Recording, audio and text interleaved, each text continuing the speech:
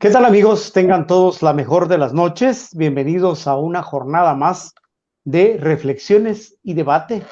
Eh, Mi nombre es Carlos Morales Monzón y como siempre, pues un gusto tenerlos acá en nuestra sintonía. Gracias por estar ingresando ya a la transmisión de este Facebook Live. Ahorita, de momento, en compañía del doctor Silvio Gramajo, a quien le damos la más cordial bienvenida. Silvio, buenas noches. Buenas noches, Carlos. Gracias por la invitación nuevamente. Y pues en breve nos estará acompañando también Evelyn Blanc, como ha sido costumbre en los últimos programas. De hecho, ya estaba conectada, pero allí tal vez haber tenido alguna dificultad. Así es que en breve tiempo, pues esperamos tenerla nuevamente aquí con nosotros. Hoy continuamos con nuestras jornadas de reflexión en torno a los medios de comunicación, al trabajo periodístico y pues como lo hemos venido haciendo, hemos venido hablando de lo que son los medios de comunicación, qué son los medios tradicionales, qué son los medios informativos alternativos y también qué son los medios comunitarios. Y hemos tratado de ir, bueno, ya tenemos a Evelyn con nosotros. Bienvenida, Evelyn. Buenas noches. Buenas noches. Y como les decía, pues hemos venido desarrollando el tema de tal manera que vayamos entendiendo de una mejor manera cómo es que es el mundo este de la comunicación y todo lo que tiene que ver con los medios informativos, que tienen una vinculación, por supuesto, íntima con el ámbito periodístico. ¿Y por qué? Porque también nos dimos cuenta que incluso en las esferas públicas, en las esferas del Estado, hay mucha gente que aún no entiende qué son los medios de comunicación y cómo funcionan, ¿verdad? ¿Cómo es el trabajo de quienes se integran en esta función de los medios de comunicación? Y es importante entonces entenderlos para saber qué es lo que hacen, cuáles son las responsabilidades de los medios de comunicación en sí y de los periodistas, ¿verdad? Para que luego no se les señale de estar haciendo trabajos allí de espionaje o qué sé yo, que se ha tratado de decir, porque en realidad el trabajo periodístico pues está muy bien definido, cuáles son las normas, cuáles son las reglas que debe desarrollarse. Y pues ya hemos discutido en alguna oportunidad que todos los señalamientos que se hicieron algunos colegas pues no tienen fundamento realmente, ¿verdad? Porque ellos han desarrollado su trabajo dentro de los cánones que el periodismo exige, dentro de los cánones que la actividad del reporteo exige. Así es que, nada, hoy queremos hablar de esos nuevos medios. Tal vez ya no tan nuevos, pero digamos que son los más recientes que conocemos, ¿verdad? Que son los medios digitales, que de hecho son herramientas que utiliza la comunicación y últimamente mucho más el marketing para hacer posicionamientos de marcas y demás. Pero de manera informativa, pues también sirven para algunos proyectos. En Guatemala han surgido infinidad de proyectos de esta naturaleza y que pues se han convertido incluso en, si podríamos verlo así, hasta en los más combativos, en los que más desarrollan la actividad de investigación, más sin querer menospreciar al resto, por supuesto, pero se han estado distinguiendo por ello. Y por eso es que hoy queremos hablar de los medios digitales, de su origen, ¿verdad? ¿Cómo es que surgen? De sus características, de su rol y de su futuro, de cara a lo que estamos viviendo en Guatemala. Así es que gracias a nuestros dos invitados que han estado con nosotros en todas estas jornadas de debates y reflexiones sobre los medios de comunicación. Vamos a iniciar hoy con Evelyn Blanc, pues para que Evelyn nos dé su concepción sobre qué son los medios digitales, cómo se originan en Guatemala los medios digitales. Evelyn, buenas noches, adelante. Muy buenas noches. Bueno, pues obviamente se originan cuando hay mayor posibilidad de acceso a la Internet y mayor infraestructura. Esto es importante y yo quisiera señalar de inicio este punto porque si bien el espacio digital es un espacio que está potenciando mucho el periodismo de investigación o el periodismo independiente o el periodismo crítico. Sí estamos en un momento paradójico en varios sentidos, en términos de su sostenibilidad y en términos de que el país también ofrezca o el Estado ofrezca mejores condiciones para el desarrollo de la Internet, para que haya mejor acceso a estos medios, pero como decía, bueno, aquí en Guatemala, pues los medios, creo yo, ya más históricos en términos de surgimiento en la Internet es, por ejemplo, Plaza Pública, uno de los primeros medios, y me recuerdo que cuando surgen, no entendían muy bien, porque así pasan los inicios, no se entendía muy bien todas las posibilidades que brinda el soporte digital, ¿no? Y entonces uno miraba en la Internet aquellas sabanonas de texto que hubieras podido ver en un medio impreso. Entonces, creo que han evolucionado, están usando mejor el lenguaje multimedia de cómo se usó en un principio en Guatemala, pero el problema que enfrentaron y que siguen enfrentando ahora es la sostenibilidad. Claro, claro. Bueno, un problema que están enfrentando hoy día, yo diría que todos los medios de comunicación, ¿verdad? Sí, pero el en tema de la especie, sostenibilidad. Y por eso digo que es paradójico, porque pudiera estar el periodismo independiente en su mejor momento, en el momento en que no necesita una mega empresa para funcionar, pero todavía tiene el reto ese muy grande de la sostenibilidad. Por supuesto. Silvio, ¿cuáles dirías que son las características que debe tener un medio digital? A ver, en términos informativos, obviamente, ¿verdad? A ver, yo quisiera tal vez como retomar un poco lo que Evelyn decía, claro, y como para que la ciudadanía pueda en algún momento tal vez tener un poco más de claridad. Creo yo que ahí habría que hacer una definición o más bien como separar las cosas. Porque si hablamos de medios de comunicación, o sea, las redes como tal, de hecho las plataformas, son las que están siendo conceptualizadas como medios de comunicación, ¿sí? Y entonces hay toda una lógica de lo que era el medio tradicional y el medio digital, ¿sí? Tienen las mismas, algunas características parecidas y algunas, ¿sí? Específicamente son las que cambian, porque el paradigma digital viene a modificar el paradigma, digámosle, de la comunicación tradicional. Entonces hay que entender que dentro de las redes sociales, lo que vemos son usuarios. Y entonces hay usuarios que somos personas, digámosle, llamémosle en lo individual, y los medios de comunicación también se han convertido en ser parte de usuarios, ¿sí? Entonces hay usuarios que son estas empresas informativas que tenían ya sus medios tradicionales o empresas o experiencias informativas periodísticas nuevas que también usan las redes sociales. Pero ahí hay dos cosas que hay que entender como tal.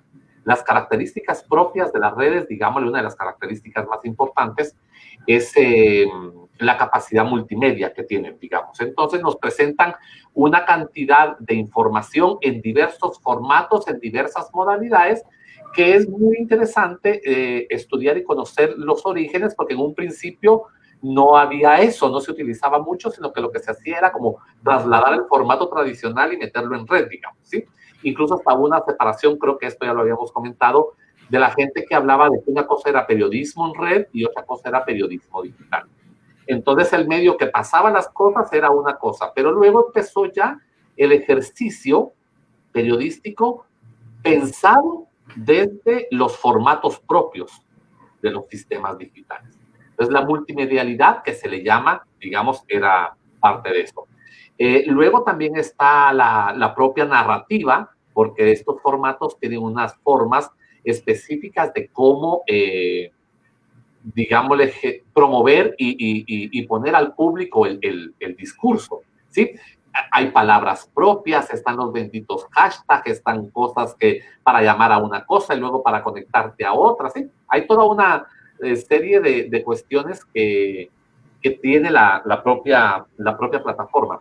Y el tercero, que es lo más importante para mí, y que creo que tiene que ver con el impacto de la opinión pública, es la interacción, ¿sí? Los medios tradicionales no permiten interacción alguna, ¿sí? Bueno, sí la permiten, pero es que es mínima. Muy reducida. Se recordarán ustedes que en los periódicos o en la televisión o en la radio, pero la radio y la televisión creo que nunca lo pusieron, llegaban aquellas famosas cartas a los lectores y había secciones específicas de cartas a los lectores donde pues la gente se quejaba o hablaba o alababa o lo que quisieran ustedes. Y a veces respondía, a veces no. Esa era una forma de interacción, o a veces la gente llamaba por teléfono, pero ahora la interacción es distinta. Y entonces la interacción tiene un doble sentido, porque no solo democratiza la comunicación en el sentido de que nos pone a todos por igual, en el sentido de que quienes seamos usuarios de todos, ¿sí? Tenemos la misma posibilidad de generar contenidos, pero al mismo tiempo tenemos la posibilidad de construir un contenido ya creado, ¿sí? Hay toda una lógica que dice que los contenidos en redes sociales son como inacabados, porque entonces tú pones algo y Evelyn da su opinión, luego la doy yo, luego la podemos dar, nos podemos pelear, nos podemos conciliar, podemos poner más cosas, y puede pasar un tiempo que si alguien encuentra luego ese tweet, lo vuelve a recuperar y se vuelve otra vez. Ahí los contenidos son completamente inacabados. Incluso hay experiencias en otros países, artísticas especialmente, donde le apuestan a esa lógica, ¿sí? Ponen un producto y construyen toda una lógica de un producto cultural en base al aporte de las personas, ¿sí? Entonces, incluso hay quienes ya no nos llama usuarios, sino nos llama prosumidores, ¿sí? Porque tenemos la posibilidad de producir contenido, ¿sí? Entonces, ahí salimos desde la perspectiva de que podemos poner una cuestión propia de una opinión personal, o incluso podemos poner una cuestión meramente informativa. O sea, yo puedo llegar y ponerle un tweet a la municipalidad y enseñarle un agujero de la esquina y decirle, mire, por favor, venga a llenar este agujero porque alguien se puede caer, ¿sí? No necesito ser periodista y puede haber una respuesta favorable de la municipalidad, por ejemplo, en ir y componer eso o dejarlo olvidado, ¿sí? Entonces, toda esta lógica de los medios digitales que propone y mejora, no mejora, amplía más bien, pero complejiza el espacio público, también es importante para entender entonces las famosas corrientes de opinión que se generan, porque entonces hay de todo. Hay de todo y entonces, y es inacabado, es imposible conocer. Luego nos quejamos de los famosos algoritmos, pero también si no estuvieran los famosos algoritmos, yo creo que uno podría, si uno tiene muchos seguidores, si uno sigue a mucha gente, sería imposible leer el timeline diario, digamos, ¿verdad? Porque sería uno como loco. Entonces, luego ya podríamos hablar de los famosos algoritmos que también tienen sus pros y contras, pero yo creo que esas son como las características. ¿Y qué es lo que pasa? Que los medios digitales, para mi gusto, la característica que tienen es seguir utilizando las técnicas periodísticas, porque esas no han variado, esas no han cambiado, y lo que tienen que hacer es modificarlas a los lenguajes propios de cada plataforma. ¿Sí? Esa es una característica muy particular. Por ejemplo, ahora está como de moda los benditos podcasts, digamos, ¿verdad? Entonces uno puede encontrar podcasts muy bien hechos desde cosas informativas o, como digo, un sociólogo, un historiador puede crear un podcast maravilloso, ¿sí? Hasta otro tipo de cosas. Entonces, lo que hay que tomar en cuenta es que aquellos usuarios que son empresas, pues llamémosle empresas solo por ponerle un nombre, o que son experiencias informativas periodísticas, tienen que ser vistas bajo esa lógica. Tienen que ser incluso estudiadas o analizadas o comprendidas de que tienen una forma muy particular. El periodismo es un género que tiene sus propias particularidades, ¿sí? Yo incluso me he encontrado con cosas, digámosle, como gente que pelea porque una película de ficción es mentira. Entonces yo digo así, pero bueno, pues no sabemos qué es la ficción. O sea, pedirle a una película de ficción que se apegue a la realidad, pues uno dice, pues es película, o sea, para eso se hace un reportaje de investigación, me explico. Entonces hay que educar un poco a la gente y darse cuenta que una cosa es lo informativo. Ahora, perdón que me alargue porque hay un punto que sí quiero tocar que es importante en el debate, porque yo no sé si a ustedes les ha pasado.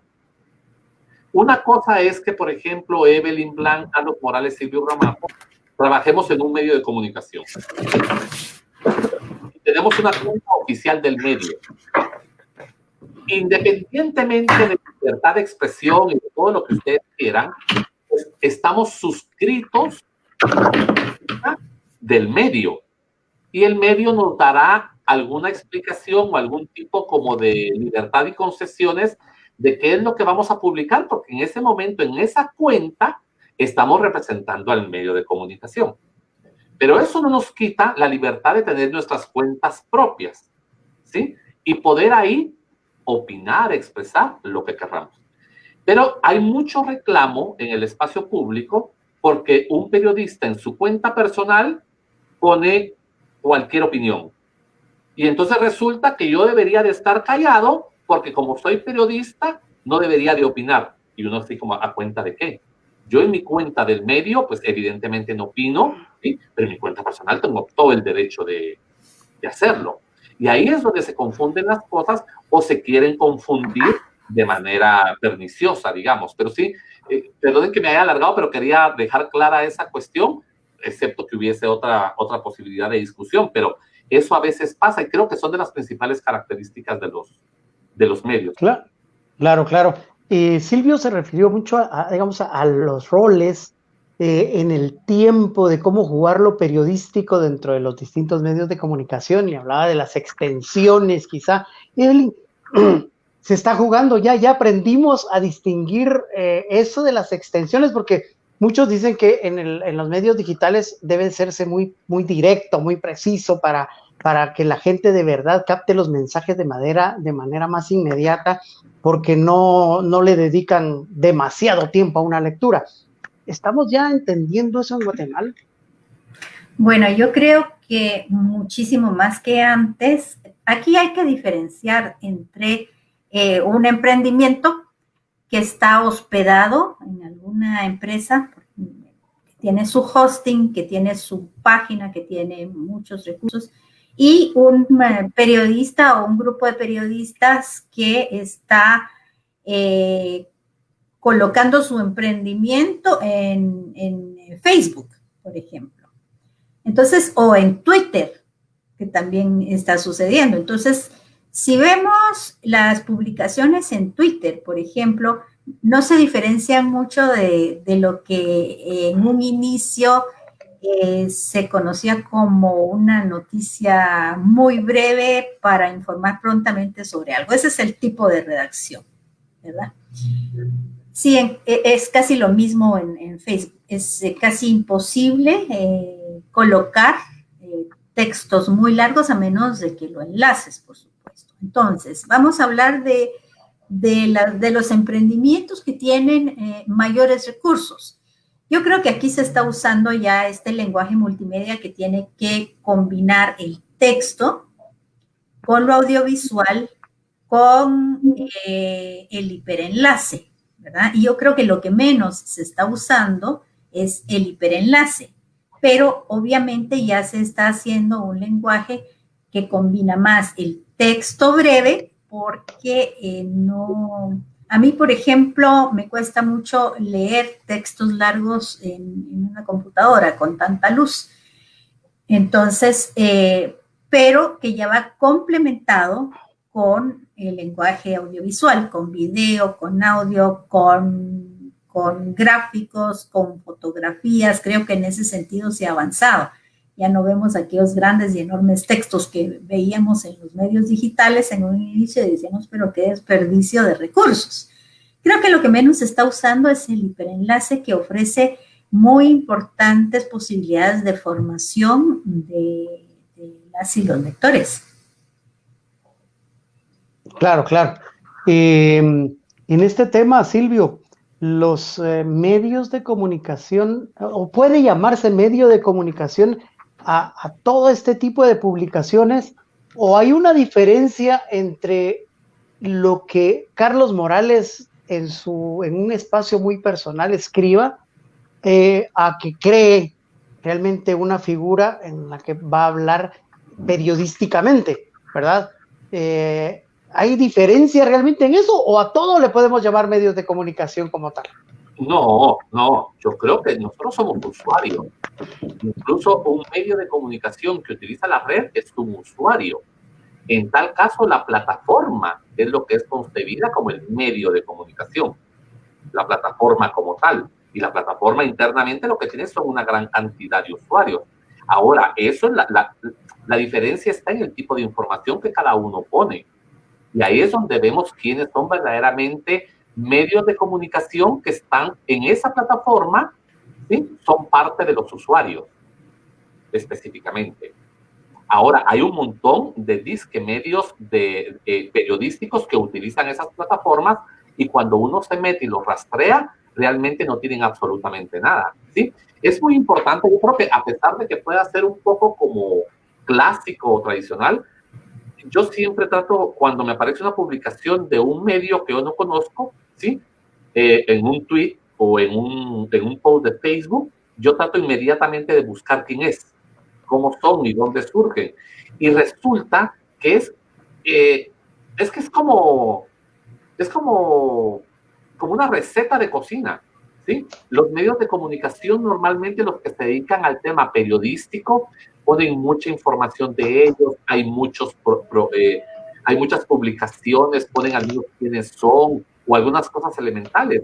Los otros, no sé, podríamos pensar una cosa que acá no sé, Zacatepeques News GT, y uno los busca y no tienen, pero ni teléfono, no tienen, pues, obviamente necesitan un correo para abrir la cuenta, pero y luego no aparecen posibilidades, uno lee los contenidos son pésimas, bueno, no son periodismo, ¿sí? Es claro, entonces ese es el asunto. Pero la gente utiliza esos mecanismos porque sabe que la lógica de los usos de las redes es que muy poca gente, pero muy poca gente se toma la molestia en revisar sobre el origen de una publicación. De ahí el famoso éxito de los bulos o de los llamados fake news, digamos. Pero es eso. Incluso, fíjate, porque eso ha sido una discusión que se está generando desde hace un tiempo para acá. Las plataformas son consideradas como medios de comunicación, ¿sí? Digámosle, y entran dentro de la lógica de lo que han discutido los organismos internacionales en materia de libertad de expresión. Pero hay un momento donde uno topa, porque hay ciertas lógicas de las plataformas que no están reguladas, ¿sí? Incluso, digámosle, las exigencias internacionales para el tema de regulación de Internet es que en lo que se logra debería de verse, por ejemplo, mecanismos de autorregulación de las plataformas pongan y no existen. Existen muy pocos, ¿sí? Otros, procesos de auditoría interna que no existen. Entonces, por ejemplo, el día de mañana, Twitter puede tomar una decisión de bloquear o no bloquear, de quitar, de eliminar, de poner, de agregar. ¿Y quién le dice algo a Twitter? ¿Sí? Facebook puede tomar determinaciones igual. Entonces, hay toda una lógica de discusión en materia de libertad de expresión porque sí nos estamos enfrentando cada vez más con ciertos problemas. Ahorita, por ejemplo, algunas plataformas hicieron lo propio, me parece muy acertado, en no favorecer discursos malos o negativos. De odio. Pertinentes en materia del COVID, digamos, ¿sí? De hecho, yo no sé si a ustedes les apareció en Twitter de que a raíz de la elección de Estados Unidos cambiaron ciertas normas temporales, por ejemplo. De aquí hasta el día de la elección, por cosas, digámosle, de evitar problemas con el tema de la elección norteamericana. Entonces, tratando con este tipo de circunstancias, pero tampoco es que haya una normativa, sino que en este caso depende de la buena voluntad de los dueños de la plataforma, ¿sí? Como Evelyn hacía, creo que alusión hace algún tiempo, o sea, Amazon va a parar como discutiendo qué es lo que publica el Washington Post o qué no, y quién le dice a Amazon qué hacer o qué no. Me explico. Es un poco esa lógica, pero ahí eso es lo que tiene que ver. Nosotros nunca como persona vamos a ser medios de comunicación, vamos a ser personas que generamos contenido en última instancia. Claro, claro. Pero creo que muchas personas se la creen, ¿verdad? Que creen que publicando ya son periodistas o ya son un medio de comunicación. Ya algunos hasta le ponen nombre a sus publicaciones. Evelyn. Yo creo que hay que verlo desde el ámbito de la libertad de expresión, ¿verdad? Que toda persona tiene derecho de libertad de expresión, de recabar información, de analizarla, de procesarla, de publicarla y de difundirla. Por ejemplo, yo estaba viendo hoy que fue la audiencia de primera declaración de Anastasia Mejía, que comenzó la audiencia de primera declaración de Anastasia Mejía, y internamente en Quiché hay muchos señalamientos con ella, porque esa señora no es periodista, pero si tú miras la transmisión, Carlos, es lo que tú hubieras hecho como periodista.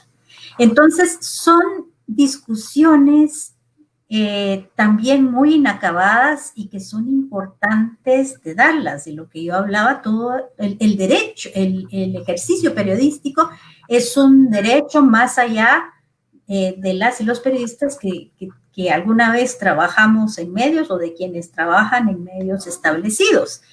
Que sea un periodista o una periodista profesional, ¿no? Pero hace ejercicios periodísticos, sí, y lo que la mujer estaba haciendo, lo que el Ministerio Público mostró, fue un relato periodístico como el que hubiera hecho cualquier periodista en esa circunstancia. Entonces creo que aquí lo que es importante valorar, y sobre todo hablando de medios digitales, es la oportunidad que el espacio digital ha abierto a nuevas voces, a nuevas opiniones sobre el mundo, a nuevas versiones. Y obviamente no todas esas personas son periodistas profesionales en el sentido de la aplicación de la técnica del periodismo, pero están informando muchas veces lo que los periodistas de medios tradicionales no informan. Entonces me parece que hay que valorar esa riqueza de voces y de experiencias que se está dando y no verlo de manera restrictiva. O sea, no son periodistas profesionales, entonces no sirve lo que están diciendo. Creo que hay que tener mucho cuidado porque realmente creo que ahí hay aportes muy importantes que se están dando. Sobre todo a nivel comunitario, donde antes sabemos que los medios que circulaban eran muy pocos y eran así tipo boletín, costaba mucho imprimirlos, llegaban a pocas manos. Entonces tú entras a Facebook y miras aquellas enormes cantidades de medios que hay por departamento, hay hasta 2 y 3 medios, es bien interesante. Y miras que ahí se traslada muchísima información, ¿verdad? Y entonces la vez pasada, armando este diálogo de quién es periodista y quién no, pues le decía yo a algún colega, muchos entramos a las redacciones y éramos ya periodistas profesionales. La verdad es que muchos nos fuimos formando ahí. Es importante, eso sí, saber en qué consiste un ejercicio de periodismo profesional para la ciudadanía. ¿Por qué? Por el peligro que mencionaba Silvio, de que aquí no solo hay personas en las redes que están tratando de informar con sus deficiencias o como sea. Aquí hay también personas que están tratando de malinformar y de desinformar. Y lamentablemente, como no habíamos tenido esta cultura de libertad de expresión, muchos se vieron prontamente engañados. Y esa falta de cultura se mira en algo que ya habíamos discutido antes, que es el rebalse de la opinión, la opinión violenta, porque era una sociedad que no sabía dialogar y entonces que todavía está aprendiendo a dialogar y que lo que hace es descalificar. Pero creo que sí tenemos que analizar el tema con mucho más cuidado porque en efecto hay muchísima gente haciendo uso de su libertad de expresión y son ejercicios valiosos realmente. Silvio, desde la academia, ¿cómo se podría apoyar todos estos proyectos de tal manera que evitáramos hasta donde sea posible, porque creo que es casi imposible erradicarlo totalmente, la desinformación y los fake news y los bulos, todo este tipo de situaciones? Yo creo que, no sé, a mí me da la impresión que no es un asunto que tenga que ver únicamente con la academia, si nos referimos a la universidad.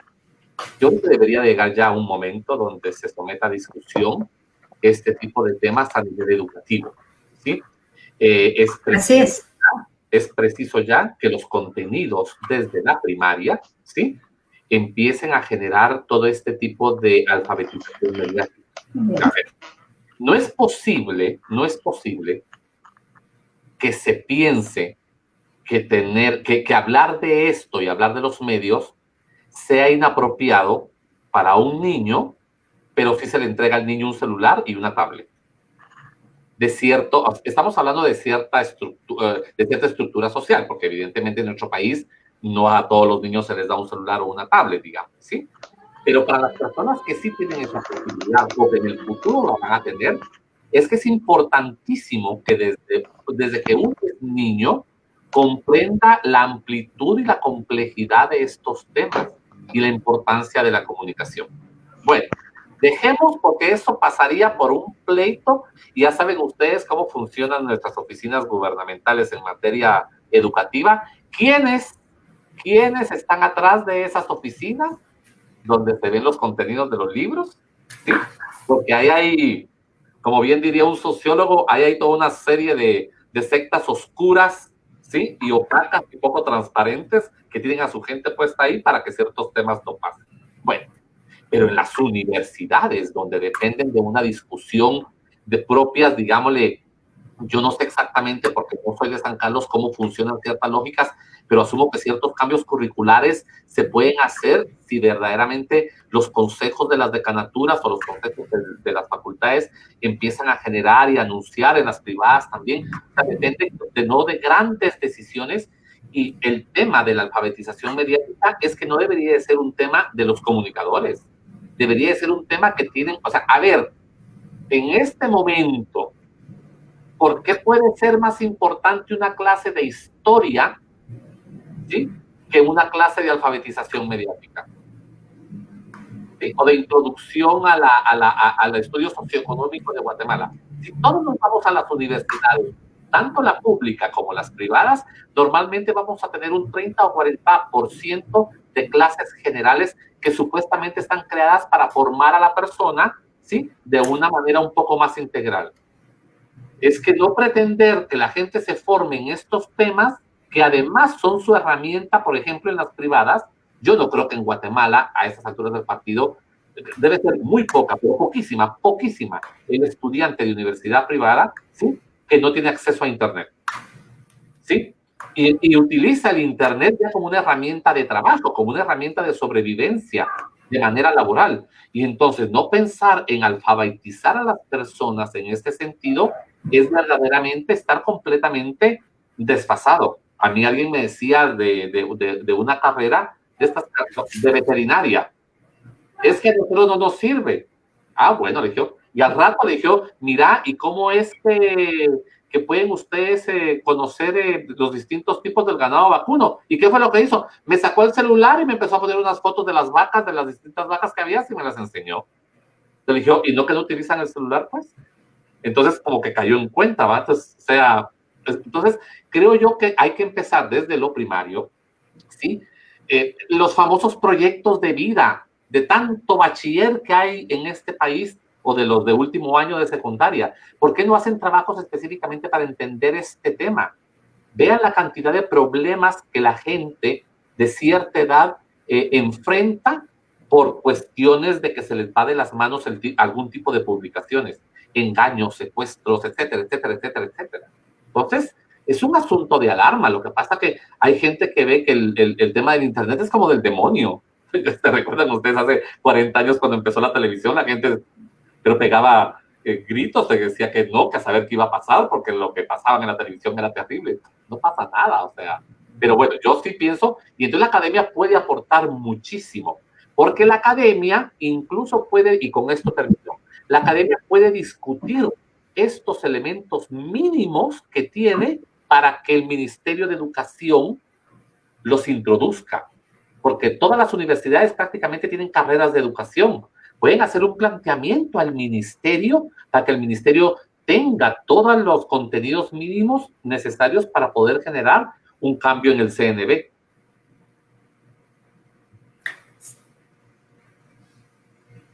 Sí, yo quería comentar, porque aquí hemos ido de más a menos.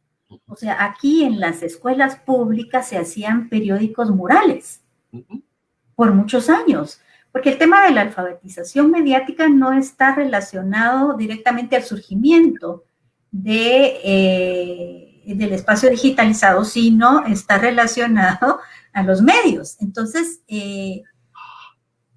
ese tipo de formación de hacer un periódico mural, en cierta manera, era una alfabetización, era un inicio de alfabetización mediática en las escuelas primarias, que obviamente debió haberse continuado mucho más allá para formar ese criterio que se necesita para interactuar socialmente.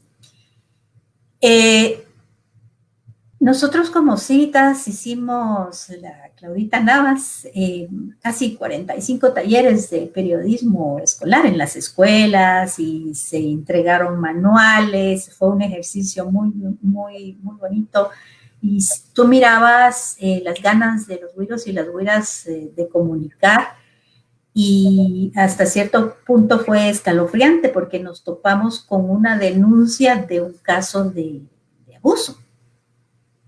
Y entonces es interesante que las niñas y los niños se ejerciten desde pequeños en su derecho de libre expresión, pero que también durante toda su formación vayan adquiriendo este conocimiento de cómo funcionan los medios y cómo ser también ciudadanas y ciudadanos críticos frente a los medios y a lo que escuchamos. Lo que pasa es que aquí también hay que reconocer que en Guatemala hay un problema enorme de brecha digital, ¿verdad? El acceso, o sea, es altísimo el número de teléfonos con internet, pero no todos son teléfonos inteligentes. La internet está mayoritariamente en los centros urbanos, es un problema. Tenemos un terrible problema de penetración, es una de las penetraciones más bajas de Centroamérica, y además tenemos terribles problemas de banda ancha que podría facilitar un montón de interacciones multimedia, etcétera, etcétera. Entonces, esto tiene que solucionarse a nivel nacional, y por eso relacionaba yo este tema al principio, porque esto está relacionado con las posibilidades de desarrollo social, ¿verdad? Y entonces es muy importante hablar de todo este tipo de desarrollos, desde seguir insistiendo con la alfabetización mediática, que adquiere una nueva dimensión con el surgimiento de los medios digitales, hasta seguir insistiendo de que las oportunidades de una internet libre y participativa y abierta sean para todas y todos, como sí está sucediendo en otros países de Centroamérica. Carlos, no sé. Aquí, hoy sí, hoy sí. ¿Por qué hemos abandonado o habremos abandonado todas esas prácticas tan interesantes que nos generaban otro tipo de desarrollo mental, como la práctica de los periódicos murales, o la de, recuerdo que allá por los 70, muchas instituciones educativas, los estudiantes tenían sus boletines o sus revistas o periódicos, sí, quizá no tan formales, pero sí habían periódicos, ¿verdad? Donde se hacían trabajos de información, y recuerdo que hasta la tienda de la esquina, la farmacia del barrio patrocinaban, ayudaban ahí a patrocinar la impresión de los medios, pero hemos abandonado todas esas buenas prácticas, y hoy día pues lo notamos, ¿verdad? Cuando vemos cómo, bien lo decía Silvio, llegamos a la universidad, y las universidades nos tienen que todavía volver a formar en muchas áreas en las que la educación primaria y la secundaria ya debieron habernos formado, y aprovechar, entrar a áreas más técnicas en la universidad. ¿Qué nos está pasando y cómo podríamos recuperar esos espacios? Silvio.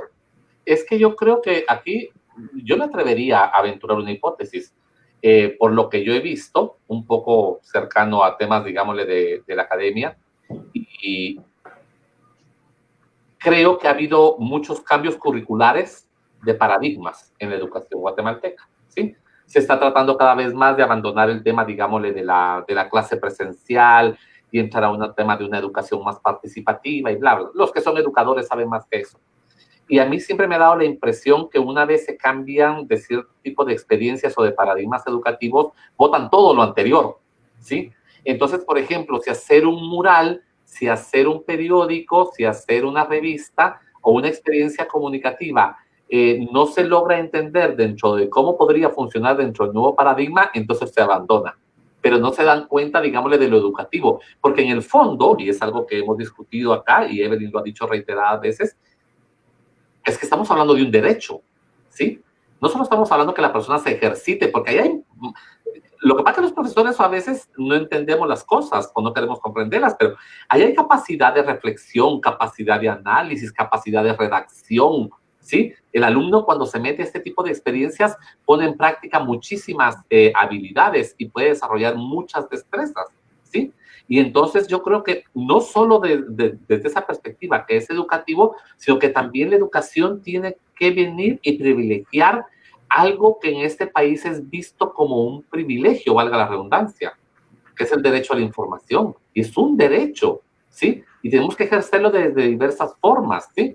Entonces, si no se educa a la persona, por ejemplo, que cuando haces, yo no sé si todavía harán seminario, experiencia de vida, no sé cómo se llama, hay un trabajo de opción terminal, digámosle, en la educación media. Pero si a la persona no se le educa para decirle que eso que está escribiendo, ¿sí? Donde pone su experiencia personal, donde pone experiencia de su familia o algún pequeño emprendimiento o ayuda a el proyecto de vida. El proyecto de vida. Todo eso, en todo el proyecto de vida, es todo un proceso de acciones comunicativas que el alumno realiza y que luego las plasma en un documento impreso. Yo esperaría que algún día un proyecto de vida sea un video de 10 minutos, por ejemplo, que sería mucho más agradable porque, bueno, ustedes que son padres, asumo que su hijo se les lleva un proyecto de vida el día de la grabación, pues lloran y lo abrazan, pero no sé si lo volverán a leer o no sé si lo leerán en un principio, digamos. Pero ahora con estas lógicas que pueden hacer podcasts, que podrían hacer videos, los chicos podrían hacer esas cosas. Entonces yo creo que eso ha sido un poco perder de vista ciertas posibilidades, digámosle, de contenido, ¿sí?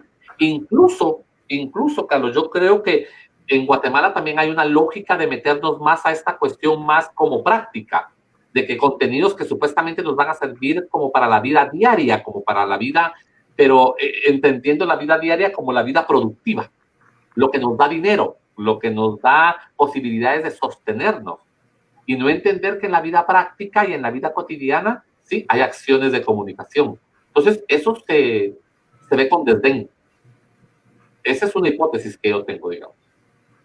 Sí, definitivamente. Y la otra cuestión es que creo que por donde estamos llevando la plática, si se dan cuenta, vamos a llegar a la misma conclusión a la que llegamos la semana anterior, ¿verdad? De la necesidad de cambios verdaderamente profundos en las estructuras propias del Estado, porque si no, no van a haber cambios reales que nos lleven a transformar todo esto de lo que estamos hablando. Por ejemplo, Evelyn hablaba del acceso a los servicios de Internet, a lo digital.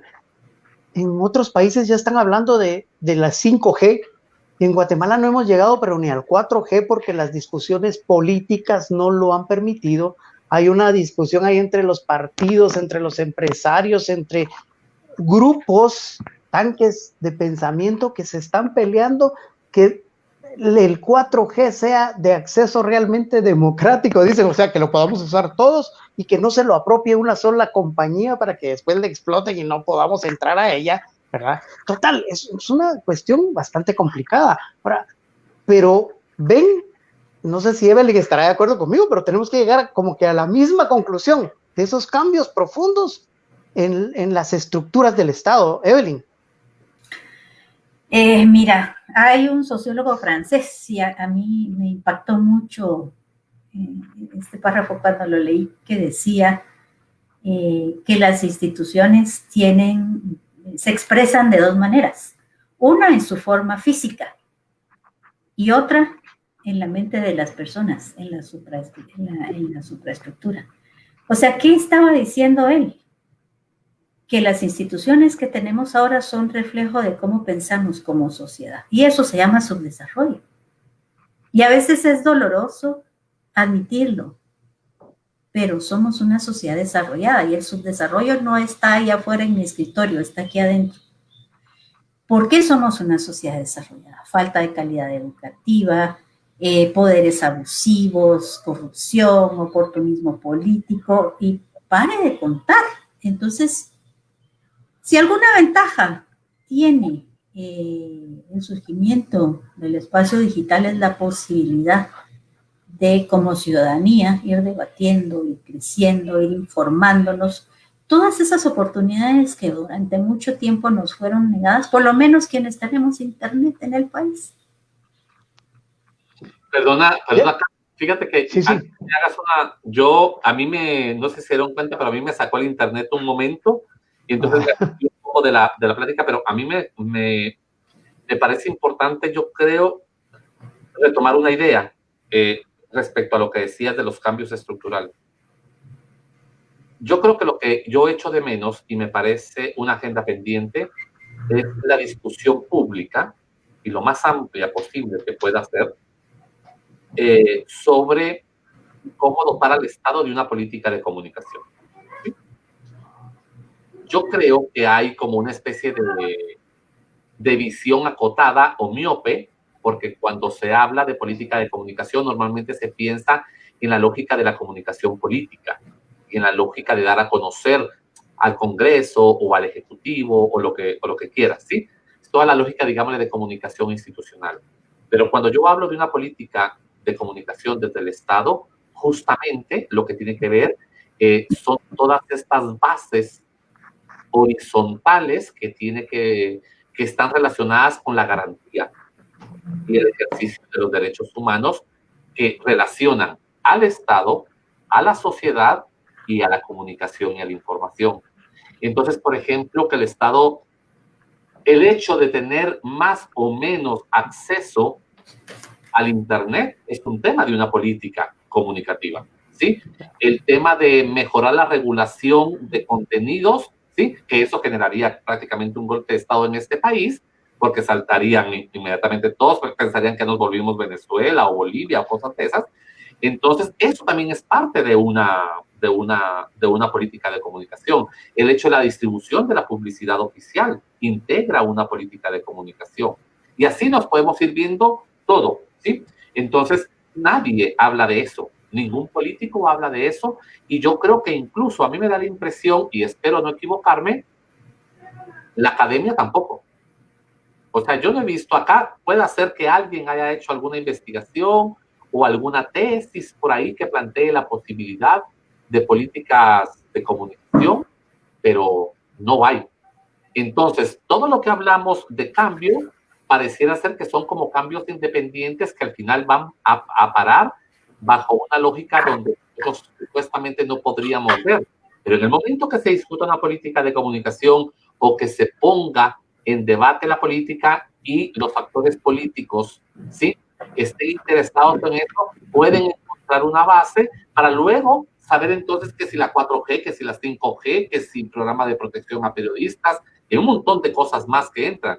Pero aquí vamos como, no sé, sí, como aquel torito que va tirando cohetes por todos lados y no se sabe dónde van a parar. Yo al menos eso sí lo echo de menos y bueno, y me queda claro que no existe. Claro. El futuro, Evelyn, el futuro de los medios digitales desde la perspectiva de esto que estamos platicando. Bueno, yo creo que es un buen futuro. Si finalmente se consigue esa fórmula de sostenibilidad, que no sea únicamente la de la dictadura del clic o de la trend topic, sino que sea realmente esté fundamentada en la aspiración ciudadana de recibir mejor calidad de información.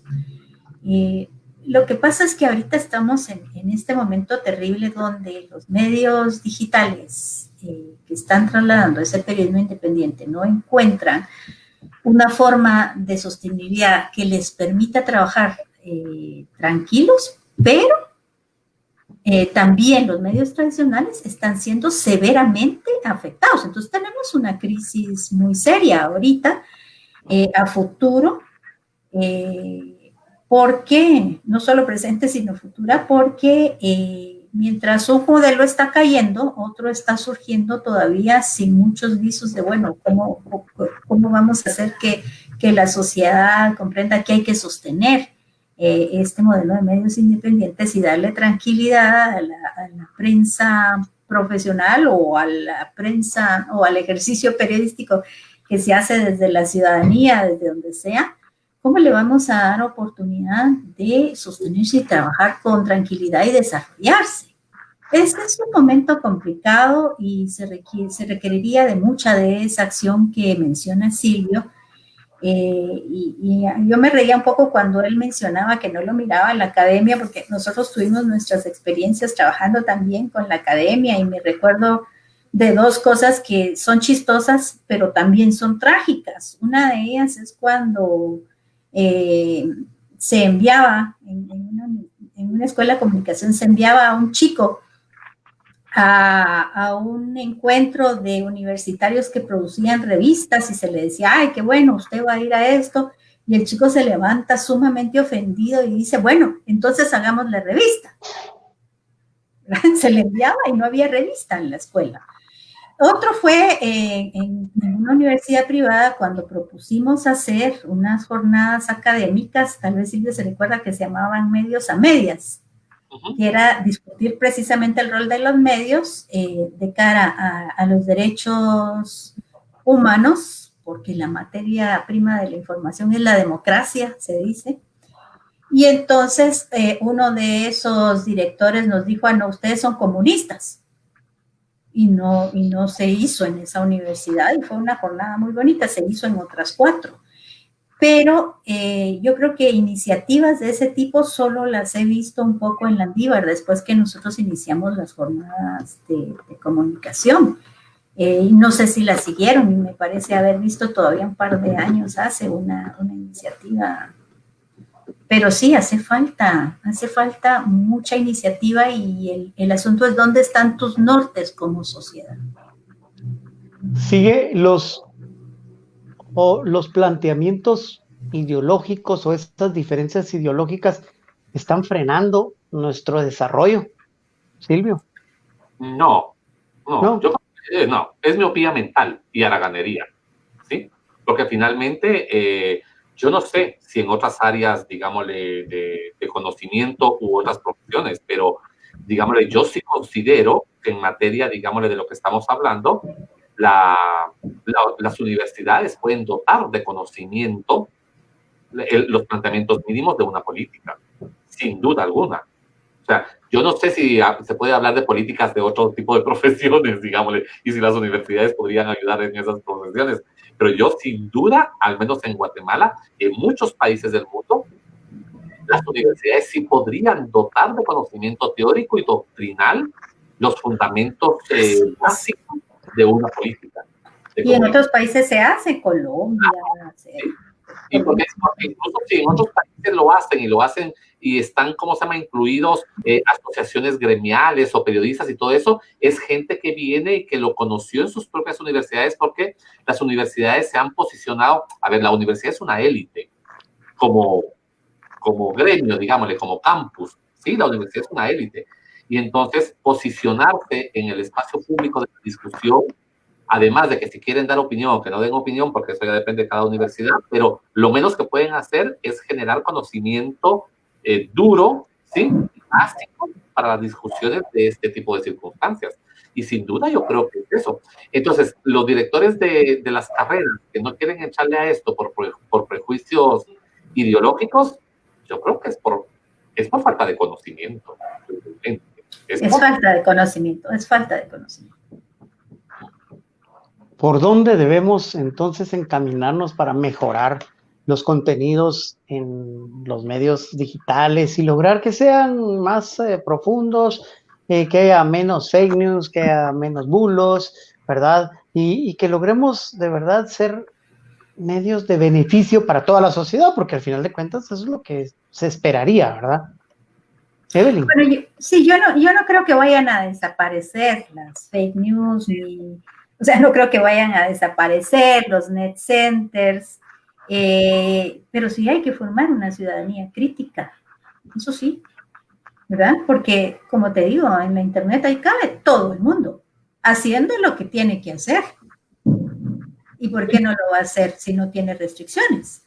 Exactamente. Pero la gente es la que debe ser crítica. ¿Sí?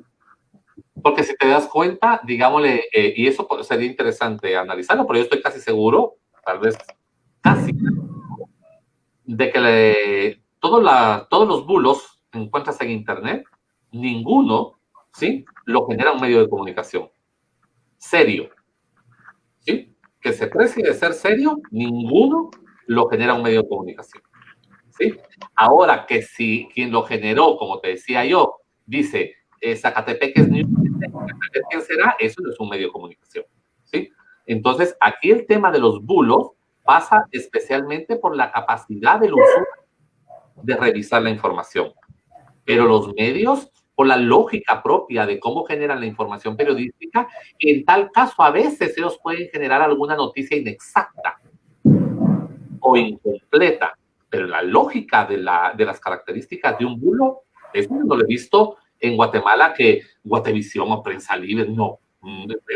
Creo yo que no ha pasado, y si ha pasado una o dos veces, a ver, de eso, si hacemos el conteo de cuántas noticias se publican al día en estos medios de comunicación, debe ser el .0000 al infinito 1, digamos, me explico, ¿sí? Y ahora, ¿qué hacer? Yo creo que los medios tienen que seguir haciendo el esfuerzo, ¿sí?, de contratar gente que o venga bien formada o que los tengan que formar. Eso ha sido toda la vida. Si hace 20 años nos preguntábamos qué pueden hacer los medios para que nosotros los periodistas fuéramos mejor. Bueno, ahí está Evelyn, o en tu caso que ustedes han sido editores. Yo no tuve la suerte de ser prácticamente editor. Ustedes son los que se daban a la tarea de formarlo a uno, ya que sea que uno llegara medio bien formado o deformado o mal formado, y fuimos saliendo poco a poco y con la ayuda del Espíritu Santo y de la buena voluntad, y fuimos saliendo poco a poco. Pero eso yo creo que es el reto de toda la vida y de todas las profesiones, enfrentarse a encontrar estudiantes y profesionales ya que hay que pasar por un proceso. En cualquier empresa se pasa un proceso de formación y, digámosle, de aclimatación, ¿sí? Como decíamos nosotros, ¿verdad? O uno se aclimata o se muere. Y entonces, Silvio, eso va a pasar siempre. En esta plática hemos hablado de formación y también hemos hablado de la necesidad de una ciudadanía más crítica, más pensante. Ahora, ¿cómo generar una ciudadanía con un nivel de pensamiento crítico más elevado, que es necesario para lograr todo esto, ¿no? Yo creo que sí. Pase, Bebeli. No, iba a decir que yo creo que aquí hay un rol clarísimo para el Estado. Siga, Silvio. Sí, es que yo creo que lo que pasa es que nos educan, ¿sí?, para escuchar y no para debatir, ¿sí? Entonces, a veces uno lo mira desde la casa, ¿sí? Desde los ambientes laborales, donde prácticamente uno está como temeroso. Somos una sociedad como temerosa de debatir, de poner nuestros puntos de vista, incluso hasta de ser, podemos equivocarnos, pero hasta eso da un poco de temor. Más allá de la espiral del silencio y todo eso, yo creo que es un asunto, digámosle, de educación, y tiene que empezar por los procesos educativos menores. O sea, tenemos que llegar a un momento donde de verdad las clases de primaria sean clases donde se privilegie el debate y la puesta en común de las ideas, para que la persona se desarrolle en estas capacidades. Es que vean ustedes yo no sé si a ustedes les pasa, pero a mí a veces me pasa que yo miro y quiero poner algo, digo yo, ay no. Pero yo también lo hago a veces como perdón por la palabra, pero me da hueva que si voy a poner algo me van a salir por la tangente y ya no quiero discutir. Y al final de cuentas yo mismo me río de mí, digo yo, ay, ¿cómo me autocensuro? Porque finalmente me debería de valer madre y ya no sigo, ya estuvo, pero me explico. Pero hay gente que no, y además mira las lógicas en las redes, en temas especialmente políticos. Tú hablas y te caen para defenestrarte, porque lo que quieren provocarte es precisamente ese miedo a tu capacidad de expresión. Hay gente, yo veo que hay gente muy, muy joven que está aprendiendo a tener ese valor y ese cuero, y no le importa, y sigue, y se pelea, y se pelea, y se pelea. Y entonces el tema es que también hay que entender que justamente las redes están para deliberar, y hay que seguir defendiendo esa esfera. Y el problema es que la gente que no quiere deliberar porque tiene otro tipo de intereses políticos, lo que utiliza es las redes como una arena de pelea, ¿sí? Y es una arena de pelea donde hay que vencer. Y yo creo que lo que hay que hacer es seguirle enseñando a la gente que no importa quién gane, porque va a ganar, cuando hay buenos argumentos no se gana ni se pierde, se gana en el momento que tú expones. Y ya. Pero yo creo que es un asunto, digámosle, de formación social. Claro, claro. Bueno, con esto que estábamos hablando, seguramente más de alguien me podrá tildar de comunista, pero la guerra, hay una teoría que dice que la guerra generó ese miedo en la sociedad guatemalteca y ese silencio que se viene dando de generación en generación, porque los padres le recomendaban a los hijos, no digas nada, hombre, cállate, te vas a meter en problemas. Y ese silencio pues se ha venido dando. ¿Ustedes creen en esa teoría o de verdad no pasa de ser una leyenda? Bueno, la guerra impactó generaciones, obviamente, pero esto es una cultura que viene de mucho más atrás, es mucho más histórico, o sea, más allá del enfrentamiento armado. Lo que sí se produjo durante esos 36 años del enfrentamiento es que sí se permeó la mentalidad de las personas de cierta manera. Entonces, si tú dices algunas cosas, de plano eres comunista, y ser comunista es malo. No es tener una preferencia política, simple y sencillamente es ser malo y es ser enemigo. O sea, todos esos discursos que fueron instalados persisten en la guerra. Entonces, digamos que en ese tiempo del control del discurso, sí se produjo un efecto muy claro en la instalación de ciertas formas de pensar. Pero el problema de que seamos una sociedad como somos, pues no es solo por la guerra, viene de muchísimo más atrás. Claro, claro. Bueno, aquí Todd Robinson fue señalado de comunista, ¿verdad? Pero es que ahí hay una lógica que merece la pena discutir, porque lo que dice Evelyn es cierto. La guerra duró 36 años, ¿sí? Y mira la paradoja. De los 36 años, ponle los últimos 12, serían como 24 años, ¿sí? Fue un estado, digámosle, militar, de facto militar, ¿sí? Y 12 años de finalización de la guerra fueron 2 gobiernos democráticos. 3, llamémosle, porque está cerrando en medio, digámosle, ¿sí? Entonces, aquí el tema es lo que está atrás de esto, que es lo que dice Evelyn, ¿sí? Porque atrás de eso, ¿qué fue lo que hubo? Toda una continuidad, ¿sí? Es que desde nuestra independencia para acá, pasando excepto, digámosle, los 8 años y medio del 45 al 53, ¿sí? Fueron completamente gobiernos militares.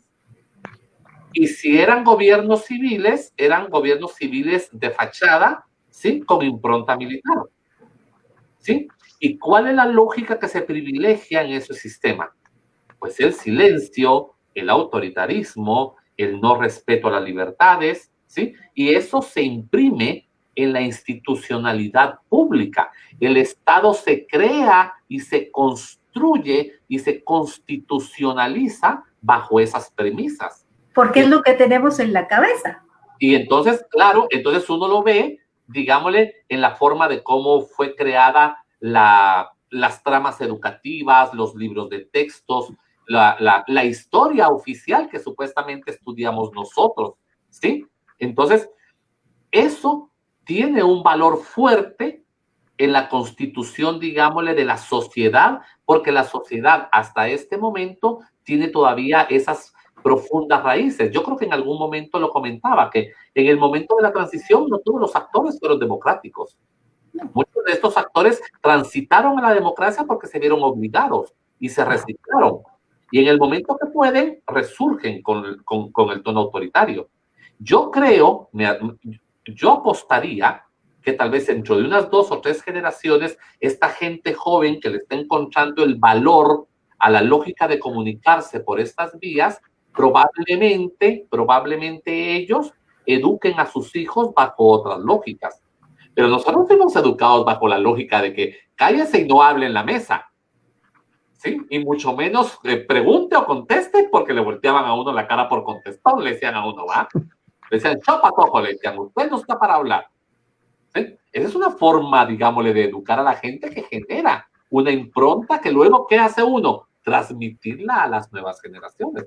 Vean ustedes, yo no sé si a ustedes les ha pasado, pero yo me recuerdo que en la universidad uno tenía que levantar la mano para hablar, y después de hablar, o le contestaban a uno o lo dejaban sin contestar la pregunta y uno se quedaba calladito. Mis estudios de universidad no fueron, hablo de la licenciatura, ya en maestría y doctorado ya la cosa cambió. No fueron exactamente unas... el debate. El gran debate, no, Dios guarde, ¿sí? Entonces, creo que eso tiene que ver un poco también con la formación. Si esta sociedad que está teniendo más acceso a información, ¿sí? Por el uso de redes, y puede de alguna manera manifestarse más que nosotros, porque encuentran otros mecanismos, porque el problema de nosotros es que los mecanismos no existían. Ahora hay otro tipo de mecanismos que sí existen, ¿sí? Pues entonces, creo yo que en algún momento vamos a poder ir viendo un cambio o una transformación. A mí, yo se los digo honestamente, sí ya me pasa. Yo ya me encuentro con cosas bien sorprendentes en clase, ¿sí? Alumnos que, pero uno no pregunta si hay dudas. Uno está hablando y lo interrumpen. Y entonces uno se queda, y a veces uno se queda así como, ¿qué pasó acá? ¿Va? Pero claro, pero no por autoritario, sino porque uno está pidiéndole a Dios que no se le vaya el rollo de la cabeza para tener el hilo, y a veces cuando lo interrumpen a uno, uno se va a Marte, ¿va? Y la gente va y debate, y de hecho un día de estos estábamos hablando de un tema ético, y yo planteé una conclusión que podía ser discutible, y al final 2 alumnos me dijeron, pues sí, pero no estamos de acuerdo con usted. Ok. Como era una cuestión de ética, la cuestión de ética nadie tiene la última palabra, ¿va? Cada quien tiene sus formas. Y me pareció interesante que los alumnos dijeran así, y me lo dijeran así, y todos los demás alumnos vi que como que se extrañaron. Yo no me extrañé cada quien, pero esas lógicas no las tienen otras generaciones. Entonces yo creo que también en un futuro probablemente cambie y podamos ver un poco más de esta posibilidad de discutir y de deliberar. Bueno, ya hemos llegado a poquito más de la hora de reflexiones. Vamos a entrar a la conclusión final y a despedirnos. Gracias a ustedes por estar, como siempre, aquí en esta transmisión. Pero en conclusión, los medios digitales pueden ayudarnos a este cambio, a hacer todos estos cambios. ¿Son fundamentales en esta época, Evelyn? Yo creo que sí, los medios siempre han tenido un rol fundamental en términos de formación ciudadana, en términos del cumplimiento de tus derechos, y a mí no me cabe la menor duda que eso está muy potenciado ahora, pero sí necesitamos una sociedad que aprenda a valorarlos, a valorar esos nuevos espacios de libertad y ayudar a que sean sostenibles. Silvio. Sí, yo estoy completamente de acuerdo. Sí, eso es una posibilidad que hay ahora. Yo creo que la gente está encontrando nuevos caminos, nuevas rutas para poderse expresar, para poder dialogar. Y lo que tenemos que ir viendo y entendiendo son esas lógicas para poder, digámosle, también entrar en esa necesidad de entender también que la gente discuta y ponga y diga, ¿sí? Porque nos estamos enfrentando a una especie como de catarata, ¿verdad? Como inacabada, que es mucha oferta y no sabemos como por dónde agarrar, pero, sí, es imprescindible, más en este momento. Por ejemplo, yo nada más quisiera mencionar algo porque me parece importantísimo. Y en este caso, pues evidentemente agradecerle a Evelyn. Si no hubiera sido por el tema de redes sociales, no nos estaríamos enterando de lo que está pasando con la colega Anastasia, por ejemplo, ¿sí? El trabajo de Civitas ahí de apoyo ha sido importante. Y entonces, pues, yo no tengo duda de que tal vez prensa comunitaria o CMI o algunas radios de FEJER están haciendo lo propio en las localidades. Pero digámosle, nosotros acá como comunicadores en la ciudad, yo me estuve toda la tarde viendo los tweets ahí de algunos colegas que estuvieron, digámosle, tirando como el hilo de la audiencia, ¿sí?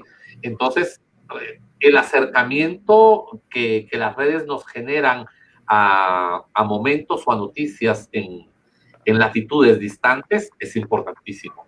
Es importante. En este caso, por ejemplo, pongo el caso de Anastasia porque es un tema que nos importa, que nos interesa a todos como comunicadores y que nos atañe, digamos, el tema en particular. Y porque el asunto fue allá en Quiché, ¿sí?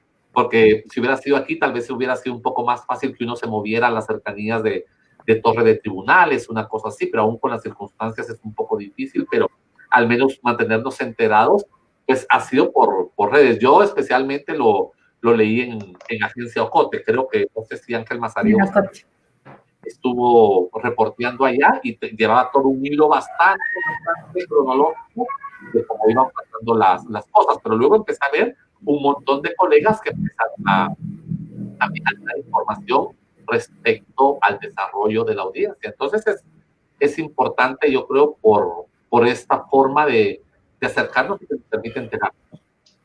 Sin duda alguna, entonces, el tema de los medios digitales y su futuro es de mucha importancia para el desarrollo de nuestra sociedad.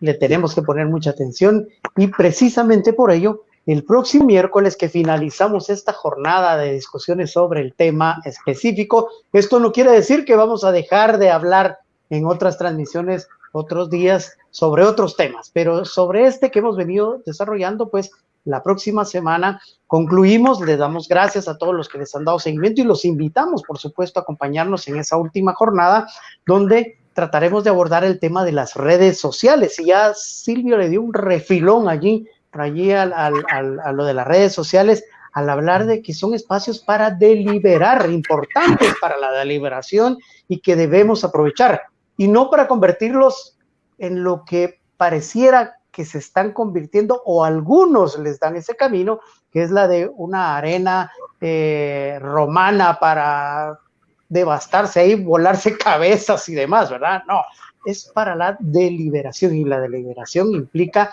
también tenernos nosotros mismos, soportarnos, ¿verdad? Con nuestras diferencias y nuestras congruencias. Es que gracias, esperemos su sintonía para el próximo miércoles, siempre a las 6 de la tarde, para este tema de las redes sociales.